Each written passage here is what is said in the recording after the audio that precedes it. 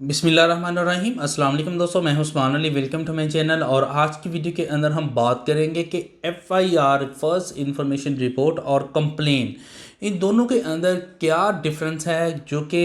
कोई भी जुर्म होता है उसके अंदर जब भी किसी पुलिस स्टेशन के अंदर आप वकूए को इन्फॉर्म करते हैं तो पुलिस उसके ऊपर एफआईआर दर्ज कर लेती है। लेकिन बहुत सारे ऐसे केसेस होते हैं जिसके अंदर आप एप्लीकेशन मूव करते हैं तो वो एफआईआर दर्ज नहीं करते। आपको कहते हैं कि आप अदालत से रजू करें और अदालत के अंदर जो है वो कंप्लेन फाइल करें, यानी इस्तगासा फाइल करें। तो ये इन दोनों के अंदर डिफरेंस क्या है कि किसी भी जुर्म से मुतल्लिका बाज़ जराइम ऐसे हैं जिसके ऊपर एफआईआर दर्ज हो रही है, लेकिन बाज़ जुर्म ऐसे हैं जिनके अंदर जो है वो कंप्लेन यानी इस्तगासा जो है वो कोर्ट ऑफ मजिस्ट्रेट के अंदर या कोर्ट ऑफ सेशन के अंदर जो है वो दायर हो रहा है। तो इसकी दोनों के अंदर डिफरेंस क्या है और क्यों ये दोनों चीज़ें जो है वो मुख्तलिफ हैं, तो आज की वीडियो के अंदर हम देखेंगे। तो मौजू की तरफ जाने से पहले सब दोस्तों से गुजारिश है कि अगर आपने अभी तक हमारे यूट्यूब चैनल को सब्सक्राइब नहीं किया है तो वीडियो के नीचे एक रेड कलर का सब्सक्राइब का बटन आ रहा, उसके ऊपर क्लिक करके सब्सक्राइब कर लीजिएगा और साथ बेल आइकन को भी दबा दीजिएगा ताकि जब भी हमारी कोई लेटेस्ट वीडियो आए तो उसके नोटिफिकेशन आप तक पहुंचते रहें। देखिए, इसको समझने के लिए सबसे पहले दो चीज़ों को आपको समझने की एक चीज़ समझने की ज़रूरत है कि कॉग्निजेबल और नॉन कॉग्निजेबल ऑफेंस से मुतल्लिका। कि कॉग्निजेबल यानी काबिल दस्त अंदाजी पुलिस और नॉन कॉग्निजेबल यानी कि गैर दस्त अंदाजी पुलिस जुर्म जो है ये क्या है। इसके ऊपर मैं डिटेल वीडियो भी बना चुका हूं, आपको इस वीडियो के लास्ट के ऊपर भी लिंक मिल जाएगा। इसके अलावा आपको यहाँ पर ऊपर भी जो है वो आपको आइकॉन के अंदर जो है वो आई के बटन के अंदर आपको इसका लिंक मिल जाएगा। ताहम इस वीडियो के अंदर मैं शॉर्टली तौर के ऊपर इसको थोड़ा सा डिफ़ाइन कर देता हूँ कि कुछ जराइम ऐसे हैं, जो भी जराइम मौजूद हैं पीपीसी के अंदर या भी किसी स्पेशल लॉज के अंदर है, वहाँ पर डिफ़ाइन कर दिया जाता है कि ये जुर्म कॉग्निजेबल है या नॉन कॉग्निजेबल है। तो पीपीसी के अंदर एक शेड्यूल दिया गया है जिसके अंदर तमाम जराइम जितने भी हैं उनके उसमें डिफ़ाइन कर दिया गया है कि ये जुर्म जो है ये कॉग्निजेबल है और बाकी जो है वो नॉन कॉग्निजेबल है। जो कॉग्निजेबल ऑफेंस होता है उसके अंदर जो है वो पुलिस जो है अगर जुर्म वो कमिट होता है तो उसमें एफआईआर दर्ज कर सकती है और इसके अलावा किसी भी मुल्जिम को, किसी भी एक्यूज़ को बिना वारंट के गिरफ्तार कर सकती है। जबकि जो नॉन कॉग्निजेबल ऑफेंस होता है, अगर वो जुर्म कमिट होता है तो उस सूरत के अंदर जो है वो अगर पुलिस के पास भी उसकी रिपोर्ट आती है, क्योंकि जो एफआईआर दर्ज की जाती है पुलिस की जानिब से वो अंडर सेक्शन जो है 154 ऑफ सीआरपी ज़ाब्ता फौजदारी के तहत 154 के सेक्शन के तहत जो है वो दर्ज की जाती है। जब भी आप एफआईआर की कॉपी को देखेंगे तो एफआईआर की कॉपी के सबसे ऊपर लिखा होता है दफ़ा 154 ज़ाब्ता फौजदारी। तो यानी फौजदारी की जो दफ़ा है 154 उसके तहत जो है वो जो एफआईआर दर्ज की जाती है और इसका मतलब होता है कि फर्स्ट इंफॉर्मेशन रिपोर्ट। और इसी तरह से अगर कोई ऐसा जुर्म जो है वो कमिट होता है और पुलिस के पास जो है रिपोर्ट आती है और वो जुर्म जो है वो नॉन कॉग्निजेबल होगा, यानी कि उसके अंदर पुलिस जो है वो एफआईआर दर्ज नहीं कर सकती है, पुलिस उसको इन्वेस्टिगेट नहीं कर सकती है, पुलिस किसी भी शख्स को बिना वारंट के गिरफ्तार नहीं कर सकती है। तो उसमें जो है उस इतला को जो है वो पुलिस जो है वो जो पुलिस स्टेशन ऑफिसर है वो अंडर दी सेक्शन 155 जो है वो दर्ज करेगा और जो कंप्लेनेंट है उसको हिदायत करेगा कि वो अदालत से रजू करे और अदालत में जाके जो है वो इसके ऊपर इस्तगासा दायर करे। और जब भी किसी किस्म की कोई जो रिपोर्ट आती है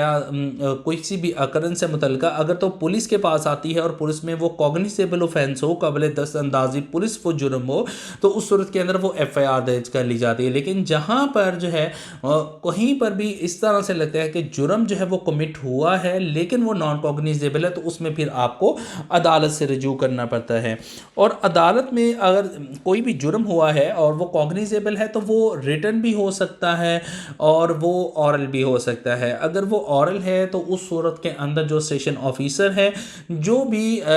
वकूआ जो है वो कंप्लेनेंट डिफ़ाइन करेगा उसको तहरीरी सूरत में लिख के जो है वो रोज़ा जो है वो उसको जो है वो दर्ज करने का, एफआईआर दर्ज करने का जो है वो पाबंद है। इसके लिए एक स्पेशल जो है वो रजिस्टर होता है जिसके अंदर जो है वो अंडर द सेक्शन 154 जो है वो कंप्लेन यानी कि एक एफआईआर जो है वो फर्स्ट इंफॉर्मेशन रिपोर्ट दर्ज की जाती है। अब क्योंकि कंप्यूटराइज सिस्टम आ चुका है तो लिहाजा कंप्यूटर में जो है वो इसकी प्रॉपरली तौर के ऊपर आपको कॉपी मिल जाती है और कंप्यूटराइज जो है तमाम आपकी एफआईआर को दर्ज किया जाता है। ताहम रजिस्टर भी जो है वो मौजूद है, रजिस्टर्स को ख़त्म नहीं किया गया, मैनुअली भी उनको दर्ज किया जाता है। अब यहाँ पे आ जाते हैं कि अगर जुर्म है वो नॉन कॉग्निजेबल है, यानी पुलिस उसमें मुदाखलत नहीं कर सकती है, किसी को बिना वारंट गिरफ्तार नहीं कर सकती है उस जुर्म के अंदर, उसमें फिर आपको क्या करना होगा, आपको जाना पड़ेगा इलाका मजिस्ट्रेट के पास जो है वो अदालत में वहाँ पे जाएंगे। वहाँ पर आप जो है वो ज़ुबानी तौर के ऊपर भी जो है वहाँ पर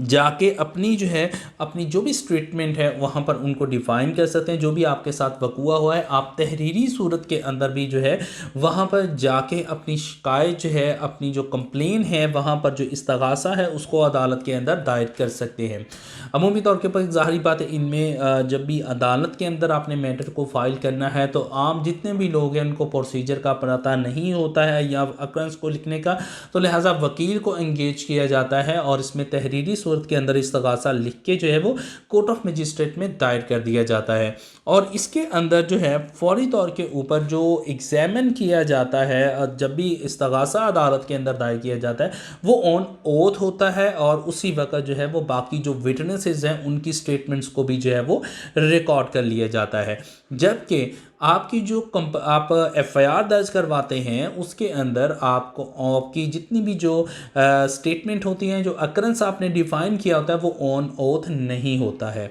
तो यहाँ पर अगर हम मेजर डिफरेंस की बात करें तो यहाँ पर ये है कि आप जहाँ पर कॉग्निजेबल ऑफेंस होगा जिसके अंदर पुलिस मुदाखलत कर सकती है, जिसके अंदर पुलिस जुर्म को जो है वो किसी भी शख्स को जो है वो उस जुर्म के कमिट होने पर किसी भी शख्स को बिना वारंट गिरफ्तार कर सकती है, उसके ऊपर जो है वो एफआईआर दर्ज होगी। जबकि कोई भी ऐसा जुर्म जो कि नॉन कॉग्निजेबल है, जिसमें पुलिस मुदाखलत नहीं कर सकती है, उसके अंदर जो है वो आप कोर्ट ऑफ मजिस्ट्रेट में जाके इस्तगासा दायर करेंगे। अब जो एफआईआर है वो सिर्फ कॉग्निजेबल ऑफेंस यानी कि जो काबिल दस्तंदाजी पुलिस है उसी के ऊपर जो है वो आप एफआईआर दर्ज करवा सकते हैं। लेकिन जब आप कंप्लेन फाइल करनी है, आपने इस्तगासा फाइल करना है कोर्ट ऑफ मजिस्ट्रेट में, और उसमें आप चाहे जुर्म कॉग्निजेबल है चाहे नॉन कॉग्निजेबल है, यानी चाहे वो पुलिस की दस्तंदाजी पुलिस का जुर्म है या नॉन कॉग्निजेबल जो पुलिस की दस्तंदाजी पुलिस का जुर्म नहीं है, तो दोनों सूरतों के अंदर जो है वो आप इस्तगासा दायर कर सकती है। आपने एक कॉग्निजेबल ऑफेंस जो है काबिल दस्तंदाजी पुलिस है वो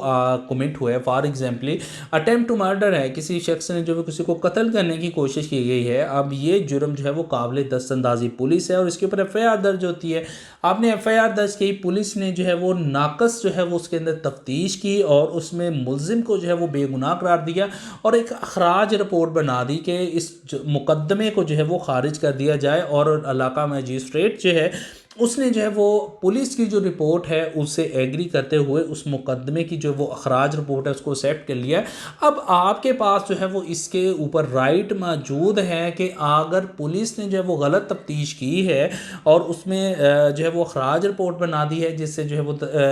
जो इलाका मजिस्ट्रेट उसने भी एग्री कर लिया है, तो अब आप उसके खिलाफ जो है वो प्राइवेट कंप्लेन फाइल कर सकते हैं। बेशक वो जुर्म काबिल दस्तअंदाजी था लेकिन उसमें जो है वो पुलिस ने गलत तौर के ऊपर तफ्तीश की है, मैरिज को जो है वो प्रॉपरली तौर के ऊपर एग्जामिन नहीं किया, प्रॉपरली तौर के तमाम को देखा नहीं है और उसके बाद गलत तफ्तीश करके खराज रिपोर्ट बना दी है। तो अब जो है वो आप कोर्ट ऑफ मजिस्ट्रेट के पास जो है कॉग्निजेबल ऑफेंस के तहत भी जो है वो कंप्लेन फाइल कर सकते हैं और मजिस्ट्रेट जो है इसके ऊपर जैसे ही उसको इतला मिलती है तो वो उसके ऊपर जो है वो ऑन ओथ जो होगी और इसमें जो है वो स्टेटमेंट जो है वो कंप्लेनेंट की भी और विटनेस जो है वो उनको रिकॉर्ड करेगा और उसके बाद एग्जामिन करेगा और एग्जामिन करने के बाद वो उन इस्तगासे को जो है वो खारिज भी कर सकता है कि ये आपकी कंप्लेन नहीं बनती है, या उस इस्तगासे को एक्सेप्ट करते हुए जो मुतलका फरीकैन हैं जो मुल्ज़मान हैं उनको नोटिस भी जारी कर सकता है और इसके अलावा अगर वो मुनासिब समझता है तो इसके ऊपर वारंट गिरफ्तारी भी जारी कर सकता है। इसके अलावा पुलिस को भी वो इन्फॉर्म जो है वो इंस्ट्रक्शन जारी कर सकता है कि इसके ऊपर इन्वेस्टिगेशन की जाए। इसके अलावा वो खुद भी जो है वो इसको एग्जामिन कर सकता है और उसके बाद जो है वो after collecting of the evidence, अगर बेशक जो है पुलिस ने जो है वो उसके अंदर गलत तौर के ऊपर क्यों ना तफ्तीश की हो और उसके खराज रिपोर्ट बनाई हो, लेकिन अगर आप अपने उस मुकदमे को, उस कंप्लेन को, जो इस्तगासे को अगर आप एविडेंस से साबित कर देते हैं तो उसमें जो है वो मुल्ज़मान को उसके ऊपर सज़ा भी हो सकती है। तो इसमें जो है अगर हम इसके डिफरेंसेस की बात करें तो इसके अंदर जो एफआईआर है वो स्टेशन ऑफिसर को दी जाती है उसकी एप्लीकेशन, और स्टेशन ऑफिसर जो है वो उसके ऊपर एफआईआर दर्ज करता है। जबकि कंप्लेन की बात करें तो उसकी दरख्वास्त जो है वो मजिस्ट्रेट को दी जाती है और मजिस्ट्रेट जो है वो इसको जो है वो एग्जामिन करता है। इसके अलावा जो है अगर डिफरेंस की बात करें तो एफआईआर जो है वो सिर्फ कॉग्निजेबल ऑफेंसेस के अंदर दर्ज की जा सकती है, जबकि जो कंप्लेन है, जो इस्तगासा है, वो कॉग्निजेबल और नॉन कॉग्निजेबल दोनों सूरतों के अंदर जो है किया जा सकता है दायर। इसी तरह से जो एफआईआर है वो ऑन ओथ नहीं होती है, जबकि जो कंप्लेन फाइल की जाती है वो हमेशा जो है वो ऑन ओथ होती है। तो ये जो है एक, इसके अलावा जो है एक जो एफआईआर दर्ज की जाती है वो एक प्रॉपरली जो है वो बयान करता जो एक परफॉर्मा होता है उस सूरत के अंदर होती है, जिसमें एक बाकायदा कॉलम बने होते हैं जिसमें वक़ुआ कब हुआ था उसका, तारीख़ का, मुस्तग़ीस का, इसी तरह से जराइम का, इस तरह के जो हदूद है वक़ुआ की, उसका तमाम चीज़ें जो है वो एक प्रिस्क्राइब बयान करदा परफॉर्मे के अंदर होती हैं। जबकि आप कंप्लेन जो फाइल करती हैं कोर्ट ऑफ मजिस्ट्रेट के अंदर, उसमें किसी किस्म का कोई स्पेसिफिकली जो है वो कोई परफॉर्मा नहीं होता है, बल्कि आपने अपनी कंप्लेन लिखनी है और लिखने के बाद कोर्ट ऑफ मजिस्ट्रेट के अंदर जो है वो आपने दायर कर देनी है। सो ये कुछ बेसिक जो है वो डिफरेंसेस थे कंप्लेन और एफआईआर के अंदर। इस मौजू से मुतल्लिका जो है अगर आपका कोई सवाल है तो आप वीडियो के नीचे कमेंट करके पूछ सकते हैं। थैंक फॉर वॉचिंग एंड अल्लाह हाफिज़।